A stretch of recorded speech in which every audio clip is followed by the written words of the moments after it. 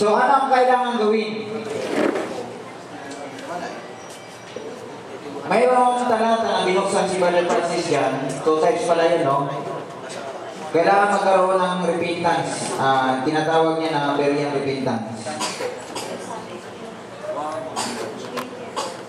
Ang sabi niya dito sa Acts chapter 2, nung nangaral si Kristo, 36. Although si Pedro na nagsabi nito, mga kapatid, ano? Ang sabi niya, therefore, let all the house of Israel know assuredly. Ito ay pagkatapos na ni Kristo ay mamatay, nagpatotoo nung dumating yung Pentecost sa panahon ni Pedro. No? Pinaliwanag ni Pedro kung ano ang kalagayan ni Kristo. Nung nangaral na at tumayo si Pedro doon sa kalagitnaan, ang sabi ni Pedro, therefore, let all the house of Israel know assuredly that God that made that same Jesus whom ye have crucified, both Lord and Christ. Nung narinig ito ng mga audio, verse 37. Now, when they heard this, they were pricked in their heart. Ano bang pricked in their heart? Nasaktan ang puso nila. Nasugatan, pricked in their heart, and said unto them, unto Peter, and to the rest of their heart, they said unto Peter, or Peter, unto the rest of the apostle, men and brethren, what shall we do? No? Pag sinabing what shall we do, ito yung sinasabi ni Pedro, what shall we do? No. The revelation who Jesus Christ is. Yun ang sinabi. Yung what shall we do, ang sagot niya ay sa verse 36. Ano ang gagawin namin? So isang hamon, ito, tawag nito, isang testimony na rin. Nung tinanong ako ni Sister Jaya, na saan nakaposisyon yung silent ear. Ito yung nakalinya doon sa no assuredly. What shall we do? No assuredly. Alamin mo yung bagay na hindi mo alam. Yun ang sinasabi ni Pedro. Yung repentance, tawag ito, yung Berean repentance, matuto kang mag-amin. At matuto na mong aminin na mayroon kang bagay na hindi alam. Amen? So yun yung sinasabi ni Brother Francis. Ngayon, ang sabi niya, yung no assuredly, may mga bagay tayong hindi alam, ano ang pwede natin gawin? Yung hindi mo alam, dapat mong alamin. Dapat magtanong. Oo.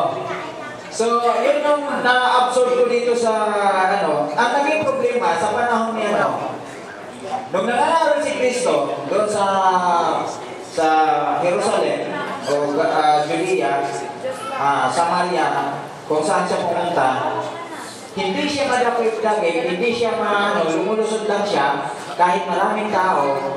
Bakit siya lumulusod sa dami ng tao?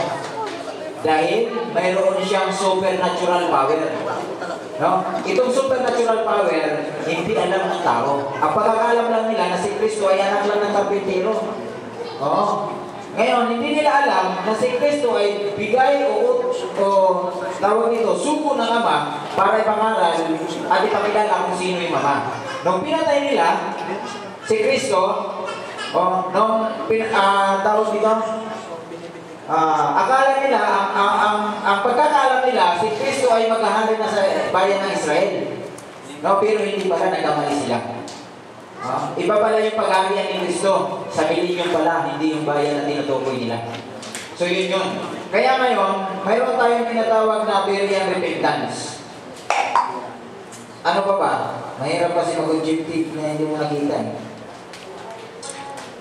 Acts chapter 17, ito yung Berean repentance.